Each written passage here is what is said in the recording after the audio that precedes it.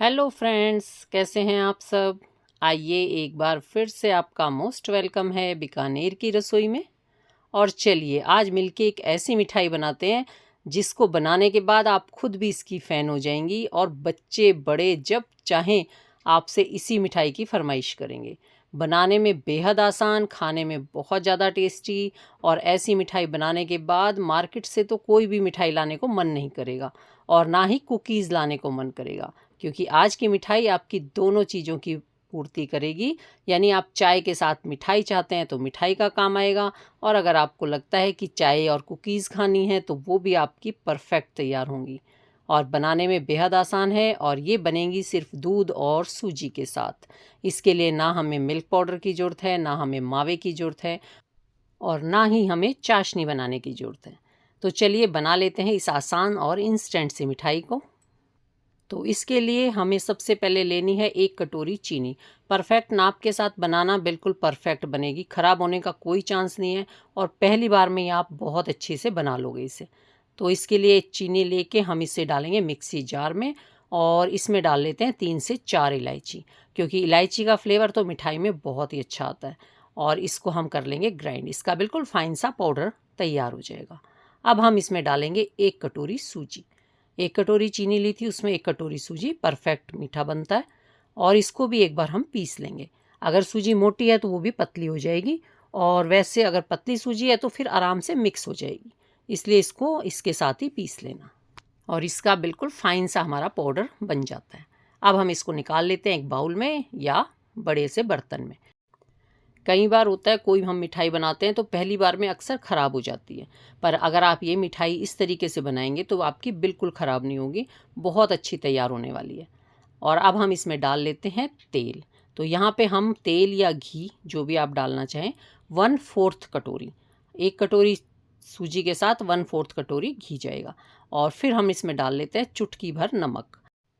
कोई भी मीठी रेसिपी बना रहे हो उसमें चुटकी भर नमक डाल दो तो उसका टेस्ट अच्छा इन्हेंस हो जाता है। और अब इसमें डाल लेते हैं नारियल बुरादा, ये ज़रूर डालना, इससे भी बहुत अच्छा टेस्ट आता है।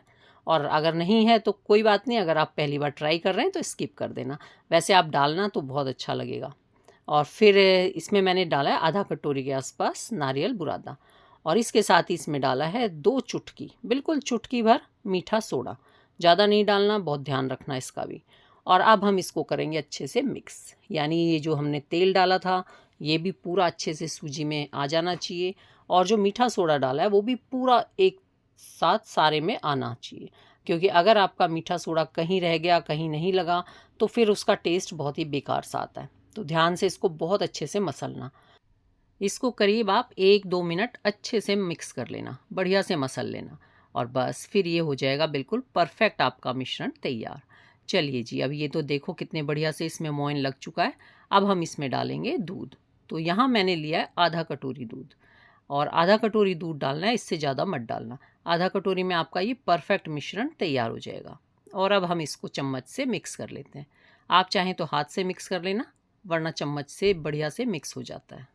मैंने जब ये रेसिपी फ़र्स्ट टाइम बनाई तभी ये बिल्कुल परफेक्ट बनी थी, इसमें कोई ख़राब होने का वो नहीं था, और इतनी अच्छी बन के तैयार हुई कि घर में सबको बहुत ज़्यादा पसंद आई थी। फिर तो मैं इसको ज़्यादातर बनाने लगी, क्योंकि ये बनानी बहुत आसान है। और अब हम इसमें डालेंगे, मैंने आटा डाला है, आप चाहें तो मैदा भी डाल सकते हो। तो यहाँ पे मैंने आटे का इस्तेमाल किया है, और आटा हमेशा घर पे मिल ही जाता है। मैदा कई बार होता है नहीं होता, फिनिश हो चुका होता है, या हमें बाज़ार से लाना पड़ता है। लेकिन आटा तो हमेशा रहता है, खाना बनाने के लिए रोटी जिस आटे की बनाते हैं वही इस्तेमाल किया है। और इसको हम थोड़ा थोड़ा डालते हुए इसको मिक्स करेंगे, थोड़ा थोड़ा आटा डालते हुए मिक्स करेंगे, जितनी हमें ज़रूरत होगी फिर हम उतना ही आटा इस्तेमाल करेंगे। तो यहाँ पे 1 कटोरी आटा पूरा लग गया था, तो आप भी उस हिसाब से देख लेना आपका कितना लगता है, पर थोड़ा थोड़ा डालेंगे तो हमें पता रहता है। और अब इसका एक सॉफ्ट सा डो तैयार करेंगे। इस डो को ज़्यादा टाइट नहीं रखेंगे, सॉफ्ट ही रखेंगे, तो यहाँ पे इसका भी ध्यान रखना। और अब इसमें हाथ की ज़रूरत पड़ेगी, तो इसको कर लेते हैं हाथ से मिक्स। जब हम हाथ से मिक्स करते हैं तो हमें इसका टेक्सचर का पता चलता है। और यहाँ देखिए बिल्कुल सॉफ्ट हमारा ये डो तैयार हो गया है। अभी हम इसको रखेंगे रेस्ट पे, और जैसे हम इसे रेस्ट पे रखते हैं तो सूजी फूलेगी, तो हमारा डो थोड़ा टाइट हो जाता है, इसलिए इसको बिल्कुल सॉफ्ट रखना है, टाइट बिल्कुल मत करना। और अब इसको ढक के रख देते हैं। करीब आधा घंटा रेस्ट देते हो तो अच्छी बात है, वरना 5-10 मिनट तो इसको रेस्ट पे छोड़ ही देना। और चलिए अब इसको देख लेते हैं, इसने काफ़ी रेस्ट कर लिया है। तो ये देखिए हो गया ना हल्का सा टाइट। और अगर आपको लगे कि ये ज़्यादा टाइट हो गया है तो 1-2 चम्मच दूध डाल लेना इसमें।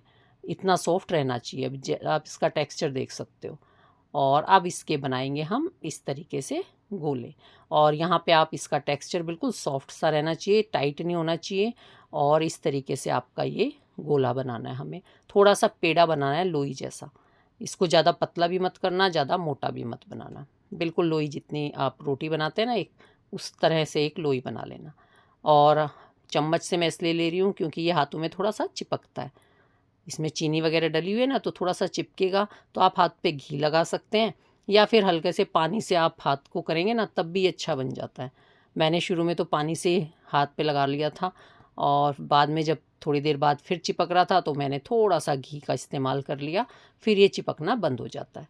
तो इस चीज़ का ध्यान रखना। अब देखिए कई सारे गोले बना लेते हैं ना तो हल्का सा चिपकने लगता है हाथों पे। तो इस तरीके से ये सारी लोई बना के तैयार कर ली हैं। बेहद आसान है आज की रेसिपी बनानी। अब चलते हैं गैस की तरफ। तो यहाँ पे कढ़ाई में ले लेते हैं तेल या घी, जो आपको अच्छा लगे आप ले लेना और उसको खूब अच्छा गरम कर लेना। तो शुरुआत में घी खूब गरम होना चाहिए और गरम गरम घी में हम या घी या तेल जो भी आपने लिया है उसमें हम डाल देंगे अपने ये गोले। और ये ज़्यादा मत डालना, देखिए मैंने भी ज़्यादा ही डाल दिए थे। थोड़ा सा ऐसे डालना कि आप उसको टर्न कर सको आराम से। तो जितने आपकी कढ़ाई में आए उस हिसाब से डालना। और उसके बाद गैस कर देना सिम। पहले तेज रखना और जैसे ही आप ये गोले डाल दो तो गैस को बिल्कुल सिम कर देना।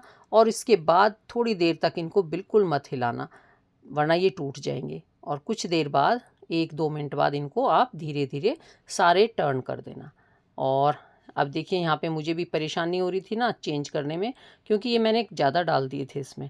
तो थोड़ा सा 1-2 कम पीस डालना और इसके बाद इनको पलट देंगे। अभी आपको लग रहा होगा कि इसके ऊपर थोड़ा सा ये इस तरह कलर आ गया है और ये पिक्चर में ज़्यादा लग रहा है, वैसे ये इतना डार्क कलर नहीं था। पर ये जब आप अच्छे से इसको सेकोगे ना आपको ये दिखाई भी नहीं देगा कलर, ऐसा सारा एक सार हो जाता है, बहुत ही अच्छे से सिक जाता है। तो आप बिल्कुल टेंशन मत लेना कि ये कुछ ख़राब बनेगा। ज़्यादा होने से ये है कि हम इसको पलटते हैं तो थोड़ी सी दिक्कत आती है और ये थोड़ा थोड़ा सा टूटने लग जाएगा। तो आराम से पलटना इसको, बिल्कुल एक तरफ से अच्छे से सिकने देना, उसके बाद इसको टर्न करना। और ये बिखरेगा भी नहीं और टूटेगा भी नहीं, आप इस चीज़ से भी बेफिक्र रहना। और ज़्यादा भर देते हैं और उसको हम चेंज नहीं कर पाते तो उस चमचा लग लग के थोड़ा बहुत टूटने लगता है।